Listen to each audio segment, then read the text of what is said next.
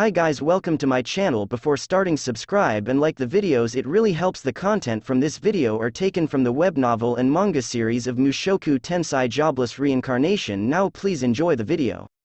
Part 4. When it was morning, the bazaar completely changed. The quiet atmosphere at night went away, and a lively scenery appeared. Goods were lined up in front of tents, and people were raising their voices. Big melons here, will be disposed of tomorrow. Claw of a griffin, right now only 30 shinsa. Is there anybody selling Nania cloth? I wish to trade them with fruit from Takotsu. The merchants were shouting their goods and prices in a loud voice, and those who were buying raised their voices more. One could exchange with currency, or conduct bartering. This scenery of crowds of people full of commotion was stretched out. Here's a glass bottle from Vega. It can't be found any further east. Is there anybody who wants it? What attracted me was the glass. It seems that glass bottles are a specialty product in this region. Pretty square patterns were neatly lined up on the glass bottle. With regards to glass, the people of Begarito had a high aptitude for handling it.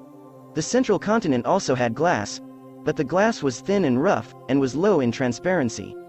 Of course, even Begarito was at a level far from modern-day Japan. But there were many interesting shapes that gave off a handmade feel.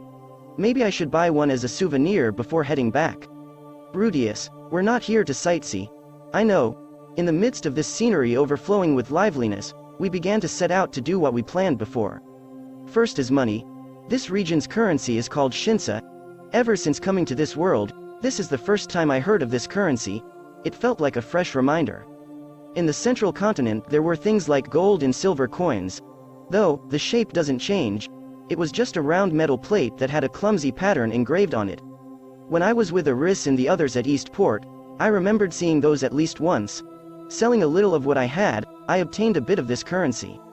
Although bartering seems mainstream here, having money gives for a peace of mind. I sold things from the northern part of the central continent at a high price. To my surprise, I sold them with the price 3 times that of cheap dried meat. If I tried harder, I could have sold it even higher. If I brought this glass over to Renoa, I could probably make a killing off of it.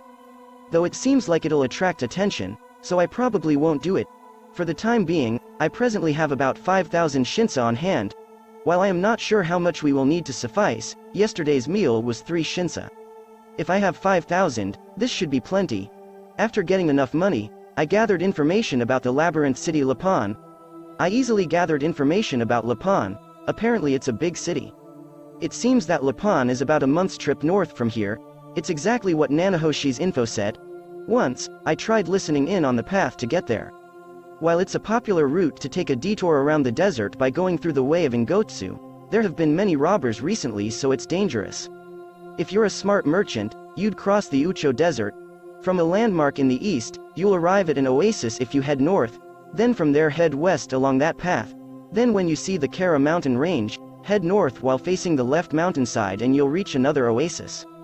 Once you cross that, then once you come out from the east, if you head northwest from there, you'll intersect with the original route. It's all gibberish to me. There were many proper nouns, with landmarks, mountains, and deserts everywhere. For now, I understand there are 2 routes, but unless you're accustomed to traveling on the Begarito continent, you can easily get lost. You don't sell maps here. Once, I tried asking that. With a map, it'll be reliable. It's reassuring to at least get a rough position of where I am. However, the answer I got was bad. Map? Who would make something like that? As I was told, there wasn't an Ino Tadaka around here. Thus, like our original plan, I decided to hire a guide. Then, is there a place where people gather that would guide us as far as Lapon? I asked that, just like a shot in the dark. However, that too proved to bear no result. While there are people that know the roads, I doubt you'll find one looking for someone to go to a place like that. Is that so? Well, normally you'd look for places for trade, right? I see. It's obvious once you think about it. I wonder why I didn't realize this while we were coming here? Elinalise casually said to hire a guide. As a rule of thumb for her, if you don't know the land you're traveling in, you'd hire a guide at the starting town. Using a teleportation circle, the idea of starting the journey at the midpoint never crossed my mind. There may have been some warped logic there. It wasn't going as planned. However, one should not be impatient. Things don't go according to plan all the time.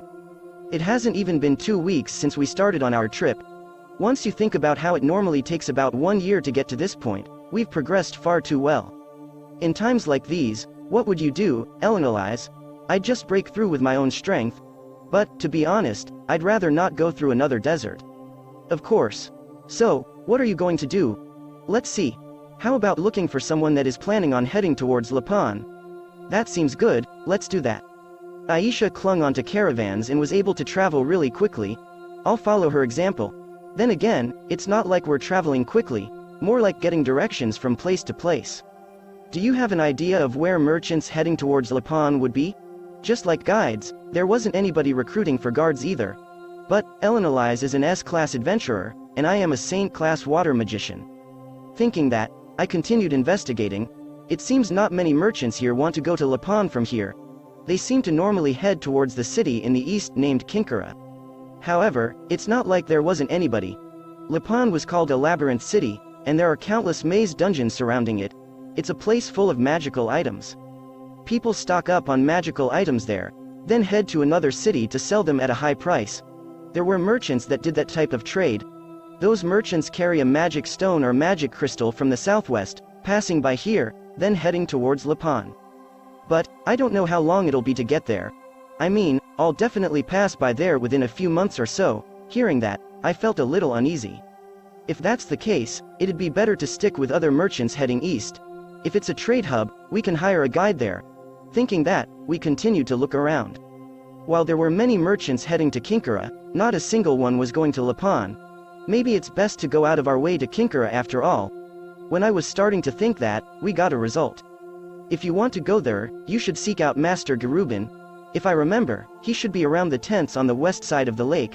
Go look for him. We searched for this man called Garubin. The merchant named Garubin was a person that made his fortune peddling from Lapon to Tenorio. He carries magic stones to Lapon, then from there he carries away magical items. Possessing 6 camels, he seems to have made quite a living from this. Once we knew the name, we found him immediately. It wasn't as big of a tent as was described. 6 camels were tied up outside, just like the info had said. When we got close to the tent, a dark-skinned girl came out. She was wearing chest armor and a loincloth-like skirt. While I couldn't tell from underneath her clothes, she seems to have a lot of physical strength. Wait a sec, it's the face I saw yesterday. It was the female warrior Karumarita. Hey, you were from yesterday. She was surprised as she pointed at me. It seems like she remembered me.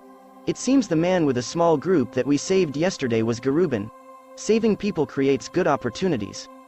Part 5. Garubin gladly welcomed us. When we returned yesterday, we didn't see you guys around, so we were surprised. We were told they went looking for their cargo, their fleeing camel. When they returned after recovering the camel, we had already disappeared. Seeing that his comrades were properly cremated and buried, he couldn't find us even though he wanted to say thank you. It seems he went around for a while looking for us. I really wanted to ask for an explanation, but it could be perhaps that's the common sense of how things are around here. First priority is cargo. Everything else comes after. This must be fate. Would you become my guards? Garubin wanted to replenish his guards. Well, 2 of them did die yesterday. How about 600 shinsa including meals until we reach Lapon? It seems like something he had thought of before. Using flattering words, that we did a great job at defeating those griffins, or something like that. Even though you were crouching in fear and didn't see it at all. However, this is what we had wished for. We'll go ahead and take on escorting you to Lapon. Ooh, is that so? I appreciate it. If that's so, I don't mind hiring you with an exclusive contract. I haven't seen any magician quite like you. Let's give you a bonus. 1 year is 10,000 shinsa. Well, Barabatum would complain. How does 8,000 shinsa sound? We also have our own objectives, so let's leave that for another time. Since it seems the talk of this was getting bigger and bigger, I stopped it then and there. And so, we got ourselves a guide to Lapon. Just a little more now.